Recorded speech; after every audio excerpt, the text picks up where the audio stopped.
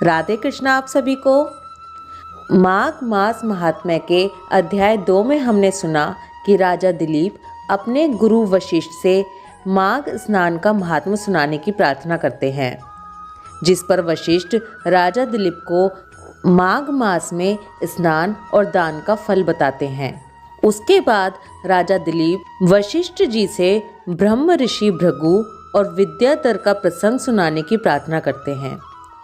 अब आगे माघ मास महात्म्य अध्याय 3। गुरु वशिष्ठ जी से मणिकूट पर्वत की शोभा सुनकर राजा दिलीप कहने लगे, हे गुरुदेव, यह पर्वत कितना ऊंचा और कितना लंबा चौड़ा है। तब वशिष्ठ जी कहने लगे, हे राजन, ये मणिकूट पर्वत 36 योजन ऊंचा, ऊपर चोटी में 10 योजन चौड़ा और नीचे 16 योजन चौड़ा है। यहाँ पर मैं आपको बता दूं कि 1 योजन 4 कोस का होता है। आगे वशिष्ठ जी कहते हैं, ये पर्वत हरी, चंदन, आम, मदार, देवदार और अर्जुन के वृक्षों से सुशोभित है। अकाल पीड़ित महर्षि भृगु उस परम रमणीय श्रेष्ठ पर्वत को देखकर बहुत प्रसन्न हुए और उन्होंने वहीं अपना आश्रम बना लिया। इस पर्वत की कंदराओं, वनों और उपवनों में रहते हुए सदाचारी भृगु जी ने दीर्घ काल तक भारी तपस्या की। एक समय जब महर्षि भृगु अपने आश्रम में निवास कर रहे थे, तब उनके पास विद्याधर अपनी पत्नी के साथ आया। वह वहाँ पर्वत से नीचे उतरकर उनके आश्रम में उनकी शरण में आया था। वे दोनों अत्यंत दुखी थे। वे दोनों भृगु ऋषि को प्रणाम करके एक ओर खड़े हो गए। दोनों बहुत दुखी दिख रहे थे। उनकी इस अवस्था को देखकर महर्षि ने पूछा, हे पुत्र, दुख को त्याग दो और मुझे बताओ, तुम दोनों इतने दुखी क्यों हो? ऋषि के प्रेम भरे शब्दों को सुनकर विद्याधर कहने लगा, हे महर्षि, मेरे दुख का कारण सुनिए। मैं अपने किए महान पुण्यों का फल पाकर देवलोक में गया। वहाँ देवताओं का शरीर, दिव्य नारी का सुख और दिव्य भोगों का अनुभव प्राप्त करके भी मेरा मुख व्याघ्र जैसा है। ना जाने यह किसी दुष्कर्म का फल है। मेरे दुख और अशांति का यही एक कारण है। ना जाने किस पाप का फल है। मेरे चित्त की व्याकुलता का दूसरा कारण भी सुनिए। यह मेरी कल्याणमयी पत्नी अति रूपवती, मीठा वचन बोलने वाली, नाचने और गाने की कला में अति प्रवीण, शुद्ध चित्त वाली, 7 सुरों वाली, वीणा बजाने वाली, जिसने अपने कंठ से गाकर नारद जी को प्रसन्न किया, नाना स्वरों के नाद से वीणा बजाकर कुबेर को प्रसन्न किया, अनेक प्रकार के नाच ताल से शिवजी महाराज भी अति प्रसन्न और रोमांचित हुए। शील, उदारता, रूप तथा यौवन में स्वर्ग की कोई अप्सरा भी इस जैसी नहीं है। कहाँ ऐसी चंद्रमुखी स्त्री और कहाँ मैं व्याघ्र मुख वाला। यही चिंता सदैव मेरे हृदय को जलाती है। विद्याधर के ऐसे वचन सुनकर तीनों लोकों की भूत, भविष्य और वर्तमान की बात जानने वाले तथा दिव्य दृष्टि वाले ऋषि भृगु कहने लगे कि हे विद्याधर, कर्म के विचित्र फलों को प्राप्त होकर ज्ञानी पुरुष भी मोह को प्राप्त हो जाते हैं। देखो, जैसे मक्खी के पैर जितना विष भी प्राण लेने वाला होता है, छोटे छोटे पाप का फल भी अत्यंत दुखदायी हो जाता है। तुमने पूर्व जन्म में माघ के महीने में एकादशी को उपवास करके द्वादशी के दिन शरीर में तेल लगा लिया था। इसी से तुम्हारा मुख व्याघ्र के समान हो गया। पुण्यमयी एकादशी का व्रत करके द्वादशी को तेल का सेवन करने से पूर्व काल में इलानंदन पुरुरवा को भी कुरूप शरीर की प्राप्ति हुई थी। तब वह अपने कुरूप शरीर को देखकर बहुत दुखी होकर गिरिराज हिमालय पर्वत पर जाकर गंगा जी के किनारे स्नान आदि से पवित्र हुआ। फिर प्रीति पूर्वक कुशा के आसन पर बैठकर भगवान के कमल नेत्र, शंख, चक्र, गदा, पद्म आदि धारण किए हुए, पीतांबर पहने, वनमाला धारण किए हुए विष्णु जी के रूप का ध्यान करना आरंभ किया। राजा पुरूरवा ने 3 मास तक निराहार रहकर भगवान का चिंतन किया। इस प्रकार 7 जन्मों में प्रसन्न होने वाले भगवान राजा के 3 महीने के तप से ही अति प्रसन्न हो गए और माघ मास की शुक्ल पक्ष की द्वादशी तिथि को भगवान ने स्वयं प्रकट होकर प्रत्यक्ष दर्शन दिए।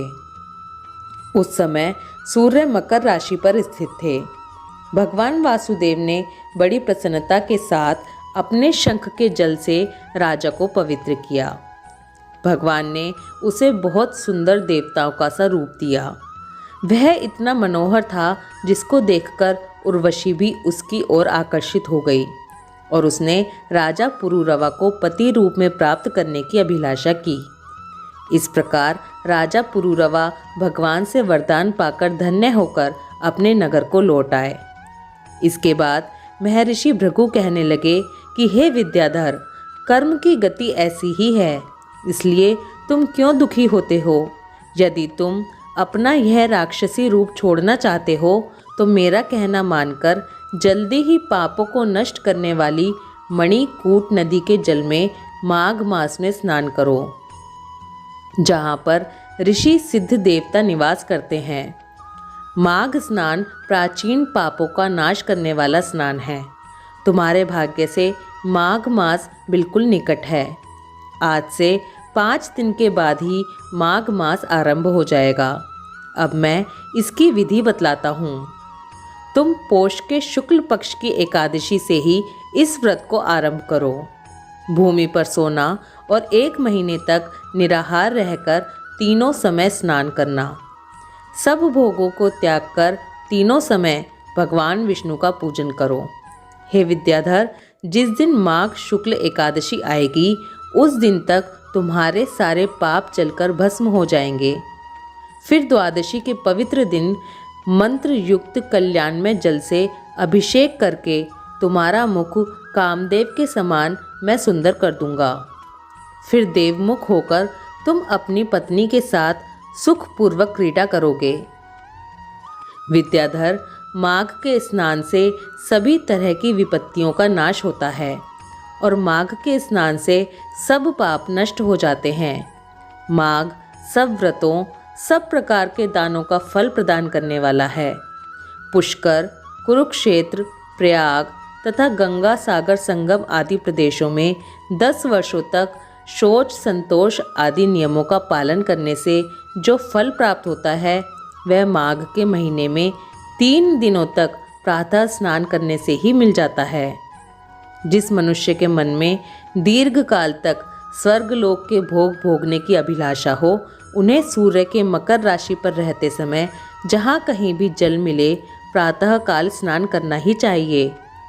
दरिद्रता, पाप और दुर्भाग्य रूपी कीचड़ को धोने के लिए माघ स्नान के सिवा दूसरा कोई उपाय नहीं है। जैसे कामधेनु और चिंतामणि मनोवांछित भोग देती है, उसी प्रकार माघ स्नान सब मनोरथों को पूर्ण करता है। पाप, दरिद्रता आदि से बचने के लिए मनुष्य को सदा यत्न से माघ मास का स्नान करना चाहिए। माघ स्नान करने वाला इस लोक तथा परलोक में सदा सुख पाता है। भृगु जी के ये वचन सुनकर विद्याधर उसी आश्रम पर ठहर गया और माघ मास में भृगु जी के साथ ही उसने विधि पूर्वक मणिकूट नदी में पत्नी सहित स्नान किया। महर्षि भृगु जी की कृपा से विद्याधर ने अपना मनोरथ प्राप्त कर लिया। फिर वह देवमुख होकर मणि पर्वत पर अपनी पत्नी के साथ आनंद पूर्वक रहने लगा। भृगु जी भी नियम की समाप्ति पर शिष्यों सहित ईवा नदी के तट पर आ गए। इसके बाद श्री वशिष्ठ जी कहते हैं कि हे राजा दिलीप, महर्षि भृगु जी के द्वारा विद्याधर के प्रति कहा हुआ यह माघ महात्म संपूर्ण भुवन का सार है। जो प्रतिदिन इस माघ महात्म का श्रवण करता है वह देवता की भांति समस्त सुंदर भोगों को प्राप्त कर लेता है। माघ मास महात्म्य अध्याय 3 समाप्त। आप सभी लोग माघ मास महात्म्य पूरे ध्यानपूर्वक सुन रहे होंगे। जिससे हमें बहुत सारी ऐसी चीज़ों के बारे में पता चलेगा जो हमारे ग्रंथों में लिखी हुई हैं। जैसे आज हमने सुना कि एकादशी के दिन व्रत करने वालों को द्वादशी के दिन तेल ना तो लगाना चाहिए और ना ही खाना चाहिए। हमारे ग्रंथों में लिखी हुई ये बातें ज़्यादा से ज़्यादा लोगों तक पहुँचें, इसलिए वीडियो को शेयर करते रहिए। ओम नमो भगवते वासुदेवाय नमः। राधे कृष्णा।